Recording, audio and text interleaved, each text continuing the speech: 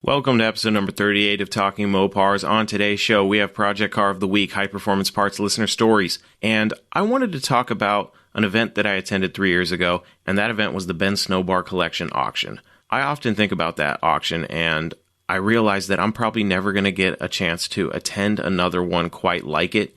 And I've never actually spoken depth about it and what my experience was like, not only attending the auction, but taking part in it. So without further ado, if you are a Mopar enthusiast, then you are in the right place. Don't go anywhere. You're tuned into the best Mopar enthusiast-driven podcast on planet Earth, and I'm your host, Chris Albrecht, better known as the Mopar Hunter, and this is Talking Mopars.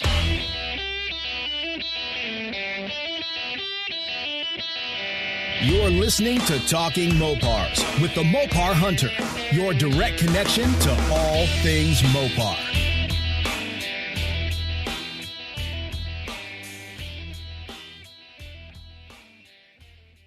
Hello again, my friends. We are back for another exciting episode of Talking Mopars, and it's been a long week. You know, I let a car slip through my fingers, and I'm kind of kicking myself in the butt, to be honest with you. I ran across a 69 Dodge Dart for $500. Now, I already have a 69 Dodge Dart. It's in the garage, but here's the thing. It needs a lot of parts, and, you know, I have alerts set up on certain apps that alert me when cars that I'm interested in pop up on them. That's a little Mopar hunting trick for you. If you don't know about this, on certain apps on your phone, you can have alerts set up when certain cars or certain makes of cars pop up. So it kind of gives you a quick head start on other potential buyers. So I have a lot of alerts set up for different things. I won't give away all my secrets, but recently, a 1969 Dodge Dart Swinger popped up on OfferUp for $500. Now, this car had been wrecked in the driver's side quarter panel, but it had a lot of parts that I could have used on it. A lot of hardware and, you know, little things that I really needed. It was $500. Now, in my head, I'm breaking it all down like I'd spend way more than that if I were to just buy all these parts individually at swap meets or on eBay.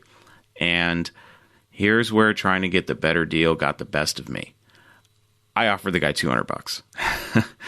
And, you know, he said, oh, the best I'll take is $400, which I was willing to pay. But here's the thing. I wasn't just going to let him get away with that.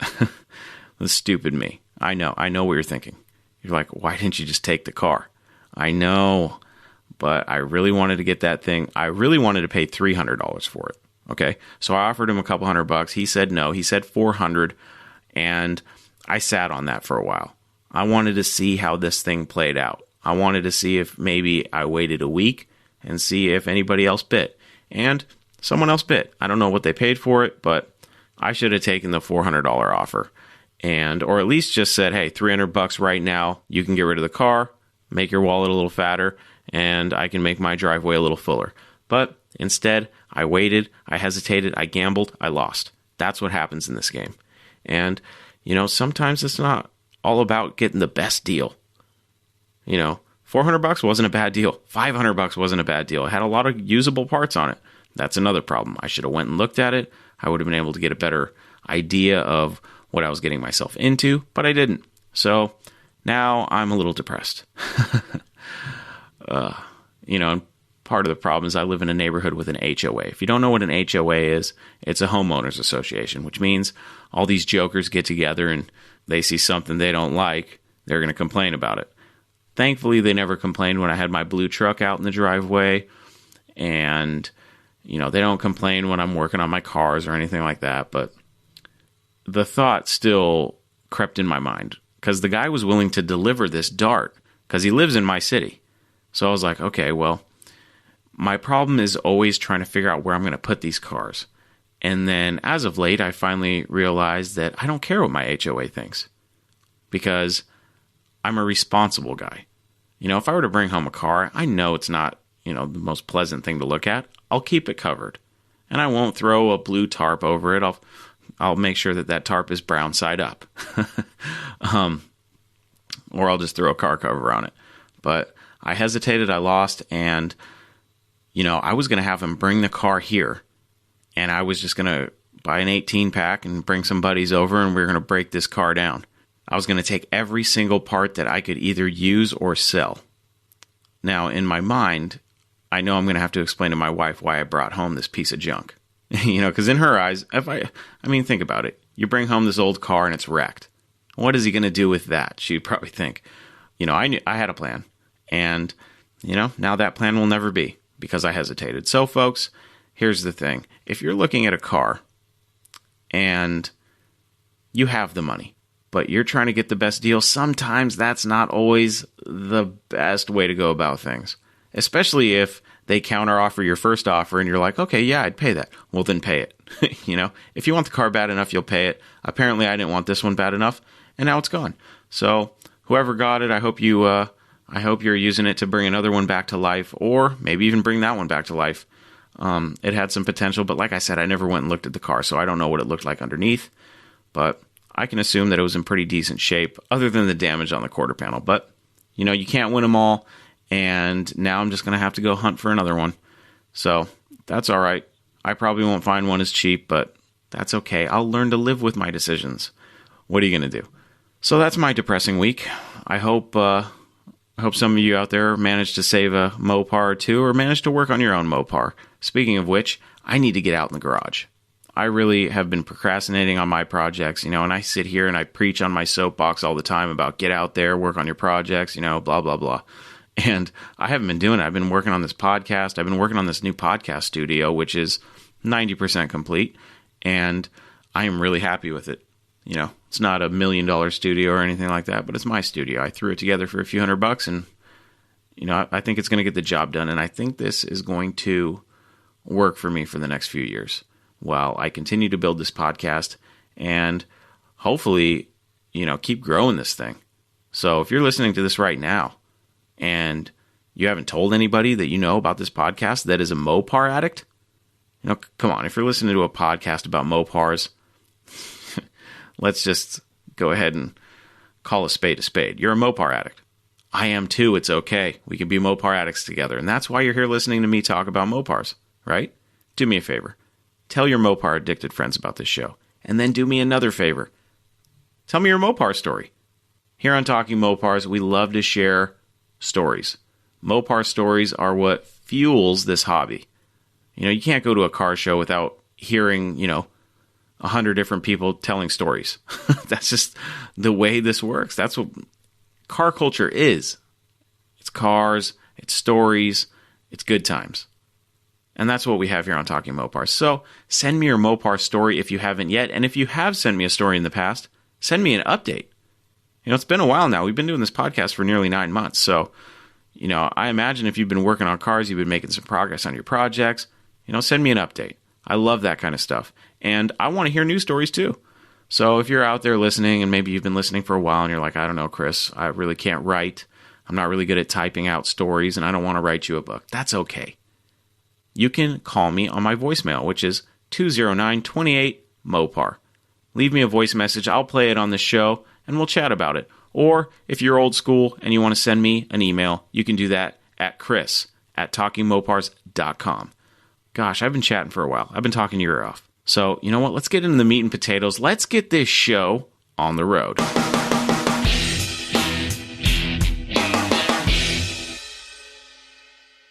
This week's project car of the week is actually a truck, and it was posted Saturday, June 27th, 2020 at 9 a.m. Here is the ad. 1977 Dodge D100 step-side, $5,500. Arnold, Missouri. Nice survivor from the 70s. Solid truck. Rebuilt 318 V8 4-speed. Power steering, power brakes, AC, adventurer trim, thousands of dollars in mechanical receipts. Suspension, brakes, etc. Good tread on Michelin tires, runs good, shifts good. Title status is listed as clean, condition is listed as good. Alright folks, let's talk about the elephant in the room first, and that's that the seller called this a step-side. But in the world of Mopar, we call our step-side trucks Utilines. There's no such thing as a step-side Dodge. If you say the word step-side and you're referring to a Dodge truck, technically that's incorrect. They are referred to as Utilines. So don't be surprised if you run across a Mopar purist who says, whoa, Only Chevys are step-side, son. Those are Utilines. There's Utilines and swept lines. There's nothing else. That would be technically correct. So this Utiline Dodge is a 1977. And if you've been listening to this podcast for any amount of time, you know that this truck falls into the category of tin grill Dodge trucks. Now, tin grills are the affectionate name given to these trucks by my friend Paul from Tin Grill Dodge Trucks on Facebook. It's a very large Facebook group dedicated to 72 to 1980 Dodge, Plymouth, and Fargo trucks, and Ram Chargers and Trail Dusters and all that fun stuff. So as long as it's a 72 to 80, we call those tin grills. Now, there is a huge controversy over the name, but you know what? Screw it. They're tin grills, okay? So tin grill Dodge trucks are very cool, and in today's market, everybody wants a C10. Now, F100s are getting crazy, but these Dodges, I hope they don't get crazy because I really like these trucks, and I'm starting to see the prices come up on them. So I won't preach too hard about these trucks, but I will say that if you're a Mopar guy and you're also a truck guy, they make great hot rods. You can lower them, big block swaps, modern Hemi swaps, but I just don't see these trucks getting the amount of love they deserve in the aftermarket. But that's slowly changing. Recently, Holley released a full modern Hemi swap kit for this thing, and I'm really excited to see the kit. Put the kit in my hands. Hey, Holley, put the kit in my hands. I want to see this thing because I've been wanting to put a Hemi in my 76 Dodge D100. So I have the Hemi, I have the truck. I'd like to make it happen. I want to see this kit from Holley because that's a big step in the right direction for us tin grill guys because like I've said, there's really not that much aftermarket support for these trucks. So hopefully that changes. Hopefully they start repopping these grills because these grills are like gold out there. If you find a dent-free tin grill, be prepared to spend some money. It's not uncommon to see these grills go for upwards of $1,000 or more if they're NOS perfect condition ones. You can get a used hammered one for like $30, but unless you're really good with tin work, then, you're left with a dented grill. I have 3 dented grills right now. The best one that I have is on my truck. And to be honest, I really just need to pull it off and do a little body work to it just to kind of hammer out a couple of the big dents. But these trucks are really cool. They make great projects and they're still reasonably cheap. This one's $5,500, so it's not the cheapest truck out there, but it's pretty solid. The cool thing I like about this truck is that it has the Buddy bucket seats. Now, if you've ever seen a Little Red Express or a Warlock, you'll see that inside those trucks and adventurer trucks, they have an option for these cool seats. Basically, they're 2 low back buckets, and in the middle is a little buddy seat that you can lift up and have someone ride in the middle. Or you can set it down, and it works as an armrest. I think they're really cool. It's my favorite seat in all these trucks, and it may be even my favorite seat in all of Mopar, but this one just happens to be a lighter color, like a white or a cream. Now, that is pretty rare. I don't see that very often, and I see, every single one of these trucks that comes on Craigslist, I see and I check out, unless it gets sold before I get to it. But, it's not too often you run across this seat, and this one has the white. So it's a yellow truck with the white interior, and, it needs a little cleaning up. The door panels are white, and it's just a cool color combination, and it's a Utiline.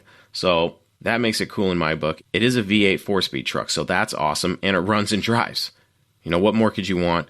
It would make a great starter Mopar project, especially if you're a truck guy or girl. If you like trucks, this might be something you'd like to get into. And the tin grill community is growing. It's getting bigger, and people are really starting to take notice of these trucks. So get one now before they get too unattainable. Now, there are some companies that make sheet metal replacement parts, so rust damage isn't too big of a factor, but these trucks did have rust problems, and they did have some minor electrical problems, but nothing that can't be fixed. So, maybe you're looking at muscle cars and you're just like, I'll never have a Mopar because I can't afford them. Well, here's a $5,500 Mopar that is not only cool, but I will guarantee you this thing will raise in value so long as it doesn't get into any worse shape than it already is. I think these trucks make great projects, and I'm predicting that they're just going to get more popular as time goes on. So we'll see how that goes, but I decided that it was time to get another D100 or another tin grill on Project Car of the Week. So that was Project Car of the Week. Someone needs to get this truck and save it. No Mopar left behind.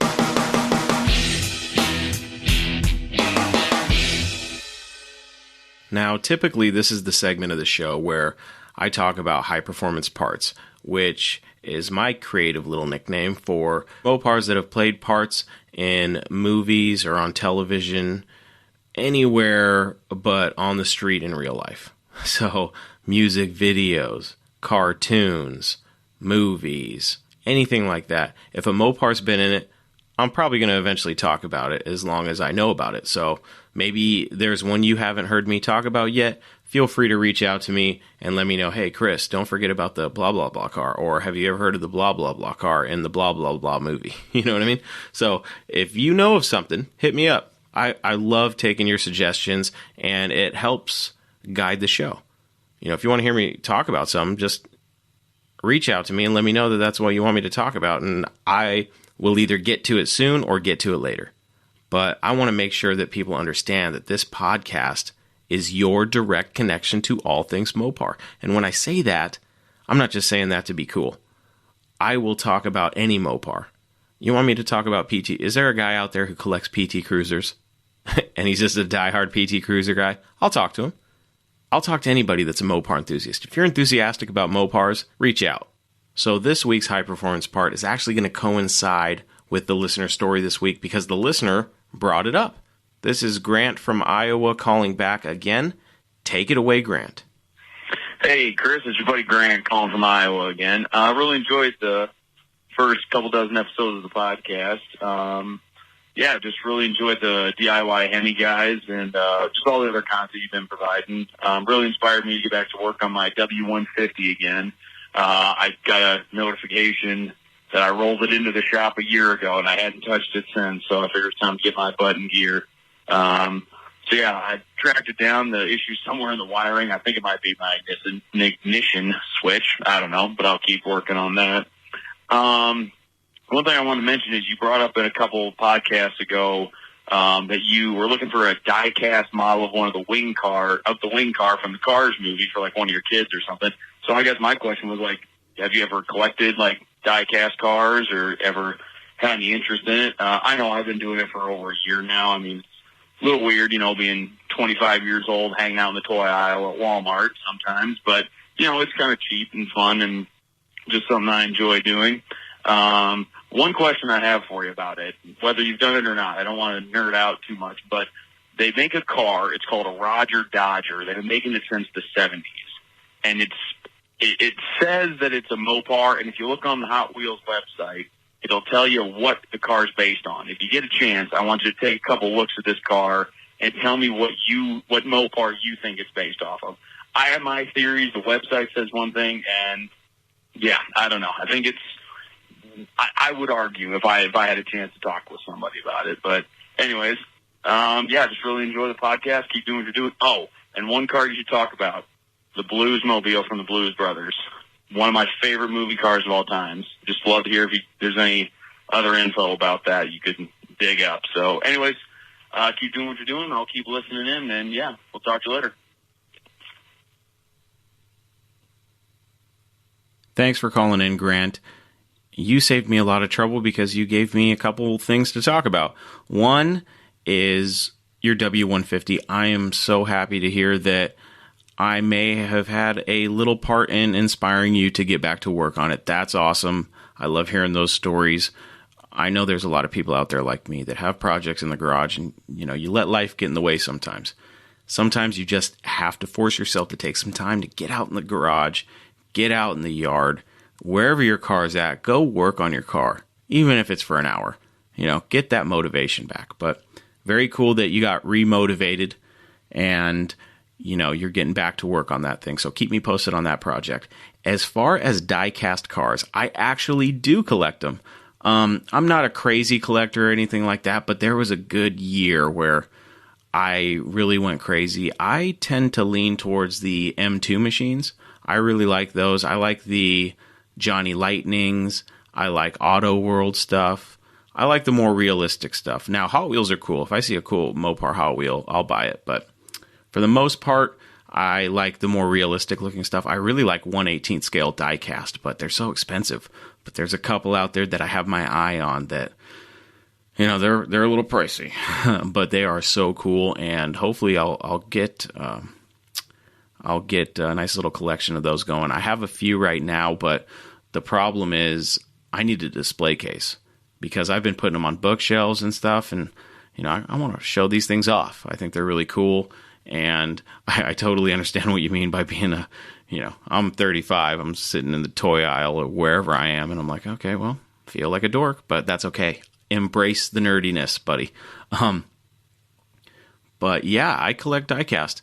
And last summer I learned a really cool trick to finding cheap diecast, and that's to avoid the internet and go to local antique malls, because people tend to put these die-cast cars in antique malls. I don't know what it is, but I've seen some really cool ones for reasonable prices, not the $100 or $150 ones that you see on eBay, but I also see them locally on Craigslist, Facebook Marketplace, or OfferUp, and sometimes they're a little expensive, but if you go to like thrift stores or, like I said, antique malls, that's a pretty fun resource to go hunt for die-cast cars, or even, Hot Wheels and stuff like that. But I love antiquing. I love going to the antique malls and stuff like that, and antique shops, and just browsing around, because you never know what you're going to find. And sometimes you run into some really cool automobilia, so keep your eyes peeled, and it's just another fun way to hunt for car stuff. As far as the wing car goes for my daughter, yes, I did get a few of them. And shout out to Paul. Paul, I know you're listening. Thank you very much. She loves them, and I love them too. Paul is a listener to this show, and he's become a friend of mine. And he actually heard me talking about that and sent me a little care package for my daughter. So she's got plenty of number 43 wing cars now, and that makes us both very happy. So yeah, I do collect diecast. Not as much. I went on a binge there for a little bit, and then I realized I've got nowhere to put these things. I've got, and I'm not the crazy guy who, is a super collector. I'll pull them out of the package. I don't care. To me, it's not about how much they're going to be worth or anything like that. I like to pull them out and put them on display. So when I get a nice display case, I'd like to have it lit up and all that fun stuff. And I wish I could afford one of those old Mopar like dealership display cases. Those are really cool, but they are really expensive. So if anyone out there wants to donate one to Talking Mopars, PM me and I'll send you my address. But yeah, so I'm going to get a display case here pretty soon, and then hopefully get all my cars, on display, because they're pretty cool. I tend to lean towards wing cars. It's hard for me to resist a cool wing car if I see one, but any cool Mopar, and I'll probably snatch it up if I see it. I actually had to stop going to like Hobby Lobby and these craft stores. My wife is pretty crafty, and we go to these craft stores, and then I realized that, they have, die casts, and the nice ones too, the M2 machines in like the model areas, like where the toys are in the model cars. And it was like a little honeypot of cool cars that were hard to find. And that well dried up pretty quick. So I decided that I was spending way too much money on those things, because I'd walk out of there with 5 Mopars and be like, all right, cool. And then they're pretty expensive for little cars. They're not 99-cent Hot Wheels. But yeah, so I guess I am a little bit of a collector of die-cast cars, but I'm leaning more towards the 1/18 stuff now, because I like the details, and they're a little bit more expensive, but they take up more room, so I don't have to buy as many. As for Roger Dodger, you did mention Roger Dodger, and I did want to talk about that, because just looking at the car, it reminded me of the funny car era, and like the original funny cars. And I took one look at it, and the opera windows gave it away for me. It's a mid-70s Dodge Charger. Hands down, that's the only thing it could be. And looking at the shape of the body, I'm like, yeah, 73 Dodge Charger. And as it turns out, I wanted to do some digging and see, was it inspired by something real, blah, blah, blah. And it was actually inspired by a 73 Dodge Charger. So, the styling cues on the car kind of give it away. Especially what gave it away for me, like I said, was the opera window. The 3 little slots. They stick out like a sore thumb, and then just looking at the shape of the car. So that's what I think it is. I'm curious to see what you think it is, Grant. Do you think it's a 73 Charger, or do you think it's something different? Because, I guess it could be interpreted a couple different ways, but, the 70s were an interesting time. So I see a 73 Charger. I'm pretty confident that's what it's based on, but you never know.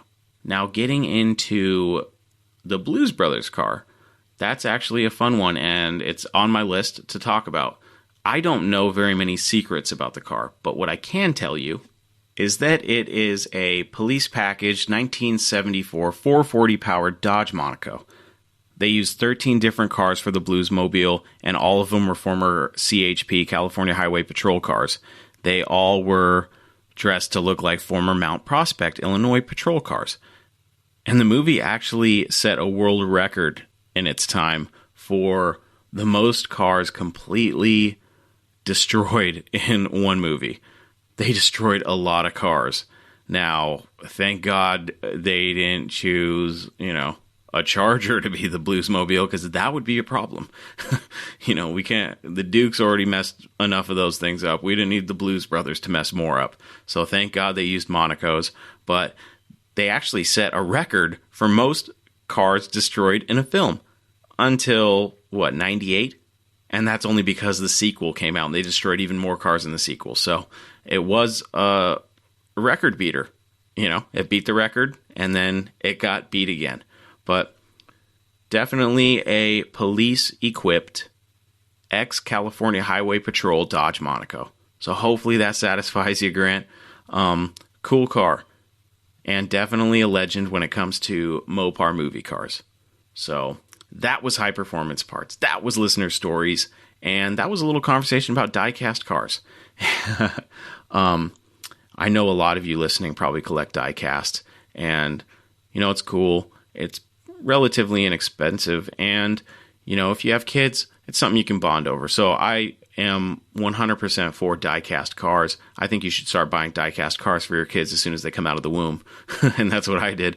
I had a satin pink Roadrunner A12 replica car ready for my daughter when she came home. It was right on her shelf, and she still has it to this day. So hopefully that car inspires her. Hopefully the strip weathers from Cars inspires her. And, there's only so much you can do as a dad, but I hope that she has the Mopar bug like her old man. That's going to be a lot of fun. But very cool. I'll stop talking about toys now. Let's get into the auction that I attended 3 years ago, the Snobar Collection.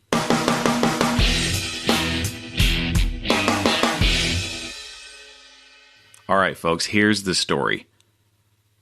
3 years ago, around the end of June, I got wind of an article on Roadkill, the website, and it was about a local auction happening in Washington State, and it was a private collection, and the guy's name was Ben Snobar. Now, I had heard this name before, but I had never personally interacted with Ben, and I was really intrigued, because this guy, he's a local legend.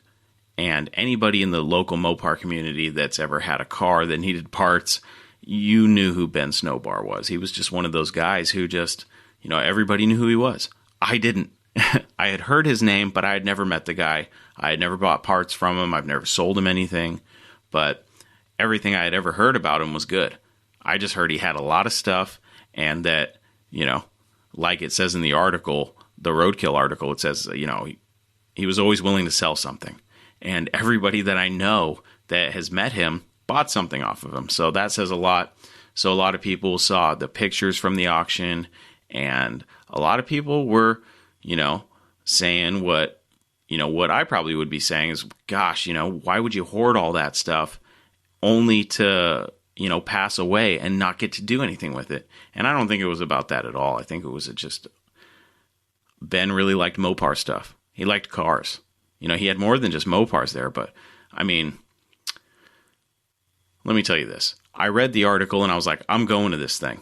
I don't care what it takes. So I took the time off work and I went down there for the preview and to attend the auction, and I made the commitment that I was buying something from this auction because in my mind, I didn't believe that I was going to get another opportunity like this to attend a crazy private collection auction, and, especially one of this caliber because it was so much Mopar stuff. And, I didn't quite grasp how much Mopar stuff Ben had. Because, like I said, I didn't know Ben on a personal level. Other people did, but from what I had always heard, he was the guy to see, at least in the Northwest. Now, I started doing a little digging and learning what I could about what was at this auction, and I previewed the catalog online from the auction company, and I was just amazed at how much stuff there was. It's hard to put into words how much stuff Ben actually had. And I looked through the catalog online, and I knew I had to go, and I knew I had to come home with something, a souvenir. I wasn't going down there to buy anything huge. I just wanted a souvenir. I didn't care what it was, but I wanted to pick something cool that I think was in my ballpark, because in my head, this was a once-in-a-lifetime opportunity for me, and I wanted to treat it as such. Am I ever going to run into another, private collection auction like this? Maybe. But there's no guarantees, so I wanted to make sure that I made the best of this trip. And, I went down there with a couple $100 in my pocket, or a few $100 in my pocket, and I get to this place, okay, and it's crazy. It's a madhouse. I'm thinking private collection. How many people really know about this? That was the dumbest thing I've ever thought. Everybody knew about it, and there was a lot of people with some deep pockets there. So I don't know if I can even put into words just how many cars Ben had. Okay? So the best thing that I could do to kind of give you guys an idea is to list them out for you. And the list is crazy, and it sounds nuts, okay? And this is just the Mopars that he had. He had some Chevy stuff, he had some Ford stuff, but he had a lot of Mopar stuff and parts. I mean, the guy could have started a business, and he did have a business. He had shakerhood.com, which is now run by Tom from Rocket Restorations. And Ben could have ran a whole nother business just in Mopar parts, and, the place was insane. Now, some people that have attended probably, didn't think it was that big of a deal, but it was the craziest thing I've ever seen as far as an auction, because it was the only one I've ever attended. So I have nothing else to compare it to. But let's just run down the list of cars that were on Ben's property, okay? Let's start with Chryslers. He had 2 Chrysler PT Cruisers. One of them was a convertible. 3 Chrysler LeBarons, and 1 a convertible. He had a 96 Chrysler Concorde, okay? Now, let's get into the Plymouths. He had a 59 Plymouth Savoy, a 63 Fury, a 64 Fury, a 64 Savoy, a 64 Fury, a 64 Fury, a 65 Belvedere, a 65 Satellite, a 66 Satellite, a 66 Belvedere, a 67 Satellite, a 68 Satellite, a 68 Plymouth Barracuda convertible, just a random 64 Plymouth, a 69 Plymouth Barracuda, a 70 Duster, 71 Plymouth Satellite, 72 Plymouth Roadrunner. Okay? Those are the Plymouths. Now let's get into the Dodges. Okay? He had a 32 Dodge, a 62 Polara 500, a 62 Polara, a 62 Dodge Dart 440, a 67 A600 truck, 68 Polara convertible, 68 Dodge Dart GT, 69 Coronet 500, 69 Coronet 440, 70 Dodge Charger RT 426 Hemi, non-original sunroof car, 3 1970 Dodge Challengers, a 1971 Dodge Demon, a 72 Dodge Charger, a 73 Dodge Charger, 3 1980 Dodge Muratas, 4 89 Dodge Dakota convertibles, 4 of them, a 92 Dodge Stealth, 4 96 to 1999 Dodge Vipers, a 97 Dodge Dakota, a 98 Dodge Neon RT, 2 98 Dodge Stratuses, a 2009 Dodge Challenger RT with like 14,000 with 14 original miles on it. This thing was brand new. He must have drove it home or had it delivered to his house, okay, and never drove it again. 2 Dodge Vans, 3 Dodge Rampages. One of them was a race car.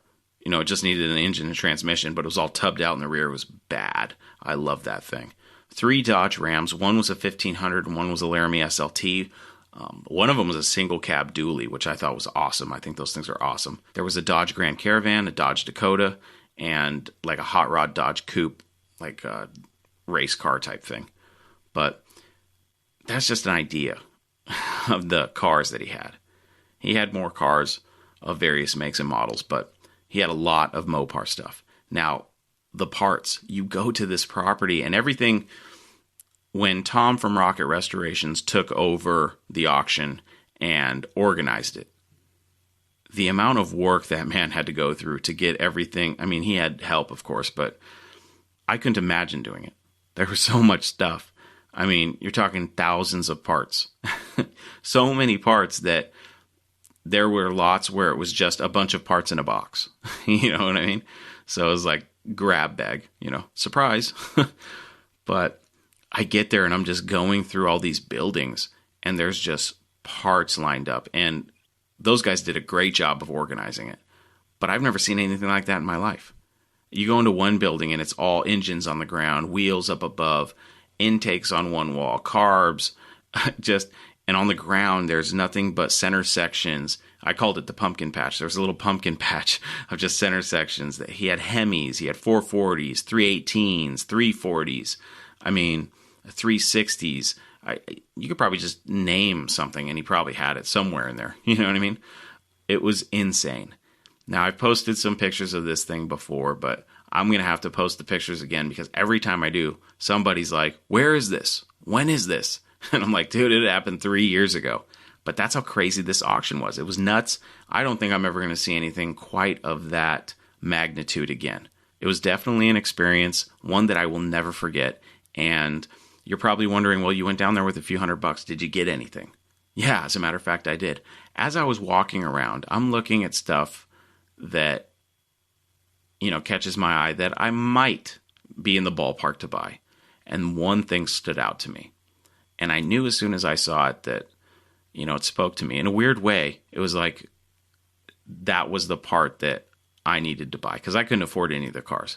But what I saw was a Coyote Duster air cleaner lid for a Hemi. Now, I'm looking at that thing, and there was 2 of them. One was kind of burnt up or just, thinking about it, I don't know if it was burnt up or just rusty or just out of shape. But whatever the case, the one that I was looking at was lot number 3, and it was in a lot better shape than the other one, than lot number 4. Okay, I saw this thing posted up on one of the pillars in one of the buildings, and I was like, I'm bidding on this thing. If nothing else, it would be awesome wall art and a souvenir from the craziest auction I'm probably ever going to attend in my life. Will it ever go on a car? I don't know. But to make a long story short, I participated in my first auction, and I got into a little miniature bidding war. I won, but it cost me $300. I paid $300 for a Coyote Duster air cleaner lid off of a Hemi, which is fine. I'm cool with that because, like I said, it's a memory that I'll never forget. I'll never forget that auction. You have to see the pictures. If you go onto Google and you just type in Ben Snobar Collection, you'll see all sorts of media about it. Read up on it. See how crazy it was. Up until that point, I had never seen anything like that in my life. And as I was walking around, I was just like, man, I don't have enough money. Because there's so much stuff I wanted. There was a couple cool race cars, and I really liked the 71 Demon. Non-street legal car. It was it was a straight race car. That's what it was. But there was a few cars there that were cool. Every Viper I thought was cool. One of them went for $6,500, but it had some title issues. The 70 Charger RT 426 Hemi non-real, non-legit sunroof car went for like almost $60,000. It went for like mid-50s or mid to high 50s. And I thought that was crazy because everybody was losing their mind over this car because it was a Hemi sunroof car, but it turns out it wasn't a real original sunroof car. That car is kind of controversial, but cool car nonetheless. It is a Hemi Charger, a real Hemi Charger. So that's cool. But the auction was just insane, guys. The amount of parts, and you don't really, I know a lot of people criticize the big auctions when you see these cars, and a lot of people are like, oh, these people are, paying way too much, blah, blah, blah. I understand how they can do it. The drinks start flowing. Now, there was no drinks at this auction that I knew of anyway, but I know at the other auctions, I see a lot of beers in people's hands, but, they get a little sauced up and they got some money and they want to, spend some money. But I can see how people get carried away in these things because you get in this little bidding war and you don't want to lose, and you get a little sauced up and you really don't want to lose. So I can see how these cars at these bigger auctions, how they hammer for higher prices than they probably should, which, it's the nature of the beast. But I could see how, because as soon as I started bidding on that thing, because it's like they start really low. And then, of course, you're like, what? I can have that for $10? You're like, here. And, the price is, it's like real quick that it starts climbing really fast. And before I knew it, 300, and I was like, gosh, I'm tapped out at 300. I'm not trying to spend more than that on this thing. So I just prayed that the guy didn't want it more than I did. So I won that one. And then I got greedy because I did bring a little extra money just in case there was something I had to have. And I got greedy and I was like, I'm getting the other one too. And then I backed off. I was like, no, I'm not even going to try. So I'm trying to remember if I actually saw the air cleaner lid on the catalog online and said, oh, I'm going to go get that. And then when I went there and saw it in person, I was like, I'm definitely bidding on this. I think that's how it went. But I was so in shock and awe of this entire collection that, because you have to understand, Ben collected this throughout his life. But there was so much stuff. I'm just like, you had to have gone to swap meets with, a truck or a van or a box van and just, dumped a bunch of money at all those swap meets to collect that amount of stuff. Because he had 8 3/4. I mean, he had more 8 3/4 rear ends than probably all of Craigslist. If you took every Chrysler 8 3/4 rear end on Craigslist, you still wouldn't have the same amount as Ben Snobar's collection had. So I don't know if that's true. I'm just pontificating. But the auction was awesome. I've posted some pictures before. I'll post some more pictures again. And, like I said, Google it. Google Ben Snobar, Snobar collection, and look at the pictures. It's crazy. It's nuts. At least I think it was. The only other auction that I can think of that was quite as cool and, cooler in many ways, but we won't go there. Different levels of stuff was the Steve Giuliano collection. That was if I could have went to that auction, man, I would have had to have brought something home from that place, because that was just, how many collections still exist out there like that? And I've actually made it a point to set some money aside for situations like that. So if I ever get a chance to go to another auction like that, like the Ben Snobar auction, I'd like to leave with the car next time, because there was a couple good deals that were had at that auction. If you go on James G. Murphy, the auctioneer website, you can sign up and then you can look at past auctions and you can go see what every single one of those cars went for at the Snobar auction. And some of them would surprise you. But I just thought I'd share a little bit of that story and share my experience. I could probably go on for another 2 hours on it, but let me just say this. There were so many parts, I didn't even know where to begin. So many of the same parts. He had a wall of headers. He had air cleaners hanging from the rafters. He had fenders on a wall. He had hoods, bumpers, gauge clusters, grills. I wonder how many cars you could build with all the parts he had. Now that I think about it, with all the cars that he had, and a lot of them needing parts, you could build probably several cars, or get several cars, in better shape. But it was just remarkable, and I'm glad I got to take part in it. It's always sad when somebody in the Mopar community that is spoken well of passes away. And I looked at the auction more of a celebration of life. People were in good moods, just loving the atmosphere of things we all love, car stuff. You know what I mean? It was like, this is what I equate the Ben Snobar auction to. If you're a Mopar guy like I am, and you go to just a general swap meet, okay, just an automotive swap meet, you have to wade through all the BS before you get to the good stuff. At least, I like looking, don't get me wrong, but I'm there for one reason, and that's Mopar parts, okay? So when I'm going through these swap meets, not everybody marks all their stuff, so you got to sit there for 20 minutes, and, if you're like me, you're a little OCD, so if you step into somebody's booth, you want to make sure you go through everything they have, and you got to look and make sure you're not missing anything that maybe is a Mopar part or Mopar related. So that's what gets me at the swap meets, but this was like taking all the good swap meets, taking all the Mopar parts and just throwing them in one place. That's what it was like, because everything was, you'd have to look really hard to find something not Mopar, unless you were looking at some of the cars. But I think about it a lot. Maybe I'm crazy, but I keep thinking back and I'm like, God, that was nuts. I think about it at least a couple times a week, how crazy that auction was. I guess I just can't let the past go or something. Maybe I have some, deep-seated regrets about not bringing enough money to buy a car. But, a couple of those cars went cheap enough. I could have bought one of the Dakotas.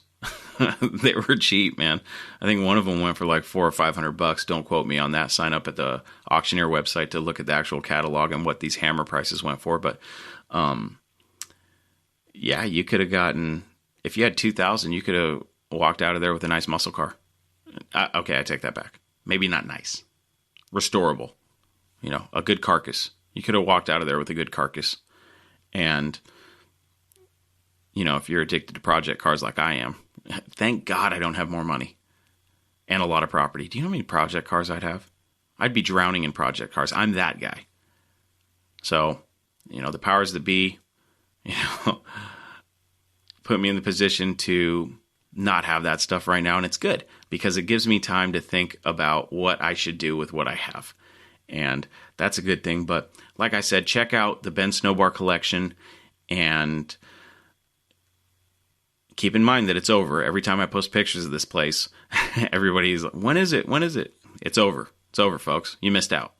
But you can still enjoy the pictures. And like I said, if you go on James G. Murphy's website, the auctioneer, you can sign up and you can see the catalog and you can see all the hammer prices on all the parts and all the cars. Some of it's pretty crazy. I think it'll blow your mind. But that's all I have to really say about the Ben Snobar Collection. If you know of any crazy Mopar collections out there, private or public, it'd be cool to hear about them. So you can leave the property owners anonymous and the locations anonymous, but I would love to hear stories about awesome collections that you've run across. If you remember Blake from DIY Hemi, his story about that collection that he ran into, wing car and all, that's, a butterscotch A12. Like, collections like that, they're still out there, folks. They are still out there. How crazy is that? That's crazy to me. But, I want to hear about these. I don't have to go. I don't have the money to play around in those things yet.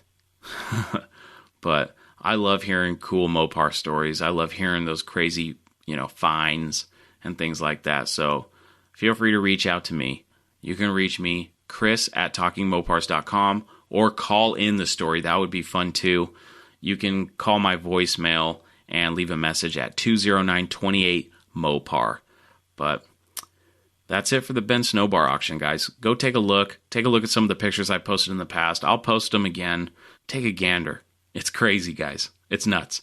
But I'm thankful that I got to be a part of it, and hopefully I get to be a part of another cool auction like that in the future, and hopefully next time I'll be ready.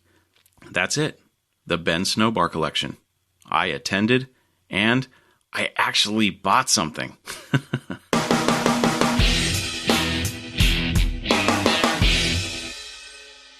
That's all, folks. Another episode of Talking Mopars is in the books. For more information about this podcast or to listen and subscribe to the show, please visit TalkingMopars.com.